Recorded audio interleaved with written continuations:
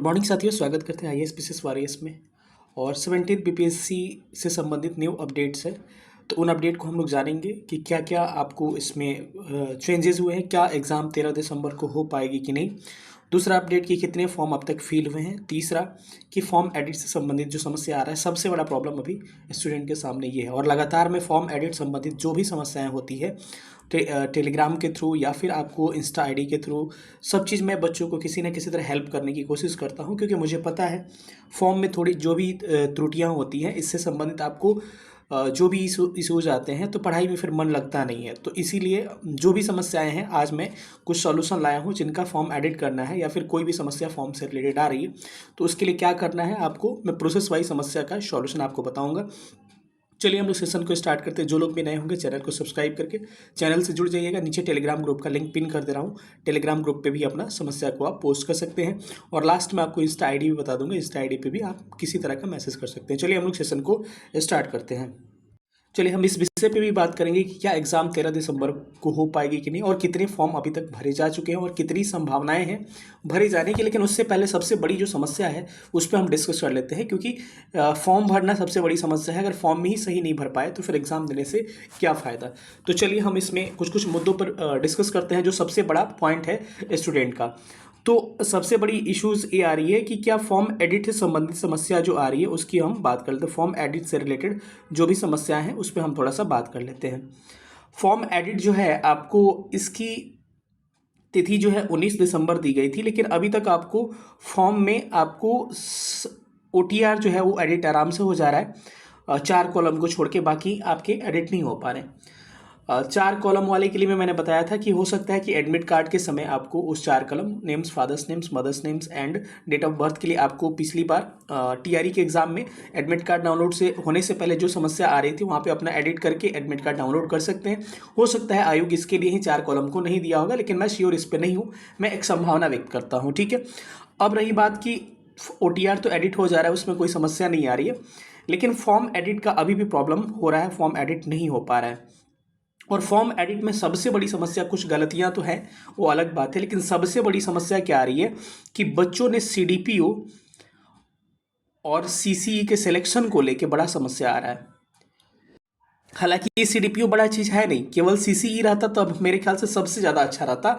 12 post है CDPO का, लेकिन बच्चों को इतना परेशान कर रहे हैं 12 पोस्ट। कुछ गलतियां आयोग की भी है, कुछ गलतियां स्टूडेंट भी कर पा रहे हैं और कुछ गलतियां साइबर कैफ़े के द्वारा भी हो रही है। तो इन सारी गलतियों को हम लोग कैसे ठीक करेंगे, इसमें सबसे बड़ा इशू ये आ रहा है कि ये कभी कभी दोनों सेलेक्ट कर ले रहे हैं, या फिर कोई बच्चा केवल CDPO सेलेक्ट कर रहा है।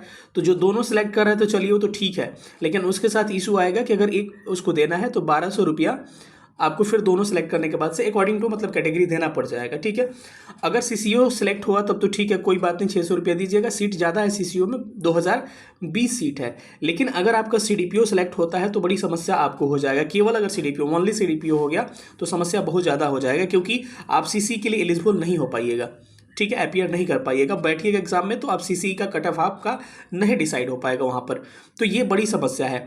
तो आयोग के पास इसका गया है कि मतलब इसमें ये हो रहा है, या फिर जिनका दोनों सेलेक्ट हो गया उनका 1200 लग जा रहा है, लेकिन करना उनको एक ही है।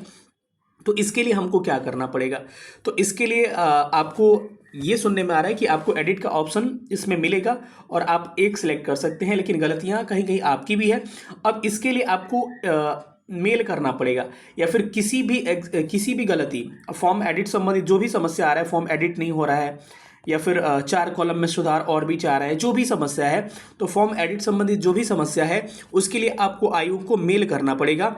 मेल तो सब कोई बोल रहे हैं कि आयोग को मेल करिए, आयोग को मेल करिए, लेकिन ईमेल आईडी कोई दिखा नहीं रहा है। मैं आपको ईमेल आईडी बता दे रहा हूँ आयोग को, उस पर मेल आप कर सकते हैं, क्योंकि एक प्रूफ रहता है। ईमेल आईडी ईमेल करिएगा तो एक प्रूफ रहेगा, और आयोग बार बार कह रहा है कि जो भी मेल आएगा उस पर हम लोग काम करेंगे।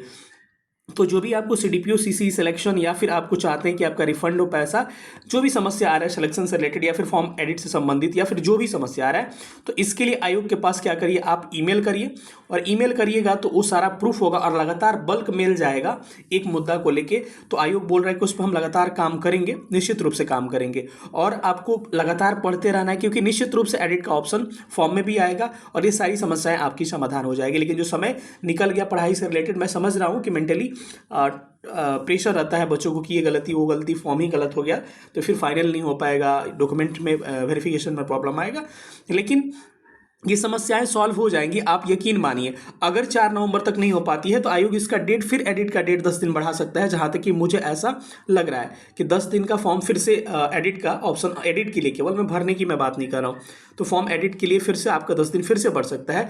लेकिन आप घबराइए नहीं कि समय बीत गया, एडिट अभी तक नहीं हुआ, पढ़ाई पे फोकस करिए। जो भी अपडेट आएगा, मैं हूं ना, चैनल को सब्सक्राइब करके चैनल से जुड़ जाइए। हम लोग जो भी अपडेट आता है आपको बताते रहते हैं। तो ईमेल आईडी दिखा दे रहा हूँ, उस पर थोड़ा सा मेल कर लीजिएगा आप लोग। ये आपको दिख रहा होगा, ये आयोग का ईमेल आईडी है, यहाँ पर लिखा होगा। मैं जानबूझ के स्क्रीनशॉट ही ले लिया क्योंकि आपको दिक्कत आएगा।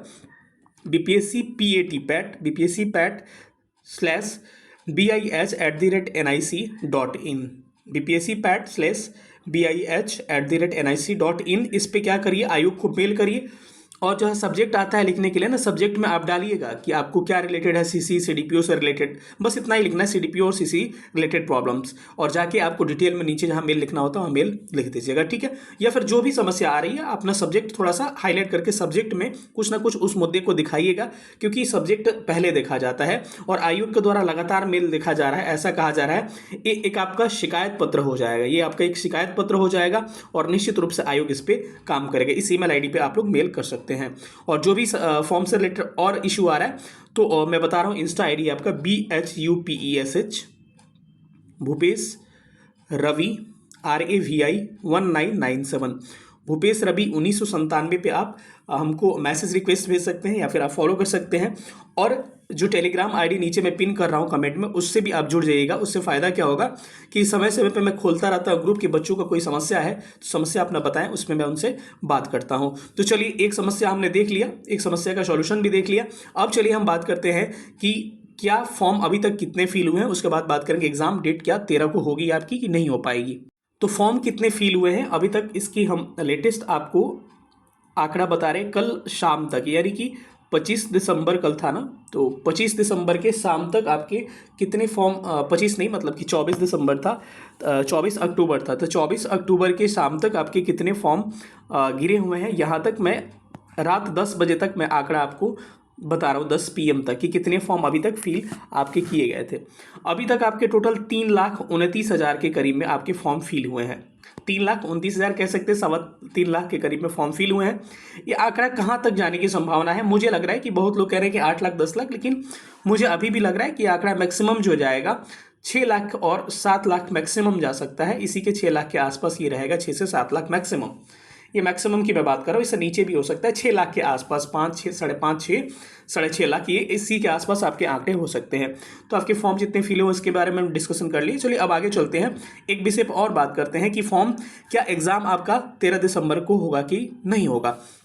ये सबसे बड़ी समस्या है कि 13 दिसंबर को एग्ज़ाम हो पाएगी कि नहीं, क्योंकि बहुत सारे न्यूज़ चैनल, यूट्यूब चैनल, बहुत जगह आप देख रहे हैं कि कहा जा रहा है कि एग्ज़ाम जो है 15-20 दिन और टलने वाला है या फिर फरवरी में होने वाला है। कई लोग तो जून भी बता रहे हैं, कोई स्टूडेंट हमको कमेंट कर रहे हैं कि मिला है सूचना कि जून में होगी। लेकिन लेटेस्ट अपडेट के हिसाब से जो भी अपडेट आता है हम लोग बताते हैं। ऐसा कहा जा रहा है कि आयोग की लगभग तैयारी कर ली गई है, बस पेपर पे काम किया जा रहा है। पेपर आपको जो सेट करना है उस पे काम किया जा रहा है और बाकी सारी सेंटर से संबंधित समस्याओं पे काम किया जा रहा है और सारी चीज़ें 13 दिसंबर के लिए कंप्लीट की जाएंगी और लगभग की जा चुकी हैं, आधा से ज़्यादा। यानी कि आयोग जो है पूरा मन बना चुका है कि एग्ज़ाम जो होगा आपका 13 दिसंबर को ही होगा और उम्मीद की जा रही है कि आपकी एग्ज़ाम एक शिफ्ट में ही होगी। सबसे अधिक लगभग 90% पॉसिबिलिटी है कि आपकी एग्ज़ाम जो है एक शिफ्ट में होगी और 13 दिसंबर को ही होगी। ठीक है, अभी ऐसा बताया जा रहा है, अभी की अपडेट के हिसाब से मैं बता रहा हूँ, आयोग से जो भी अपडेट आया है। इसके बाद जो आएगा अपडेट आपसे हम मिलेंगे फिर से, ठीक है। अब मिलेंगे अगले सेशन में, तब तक अपना ख्याल रखिएगा। सेशन देखने के लिए बहुत बहुत धन्यवाद। Thank you so much. जय हिंद।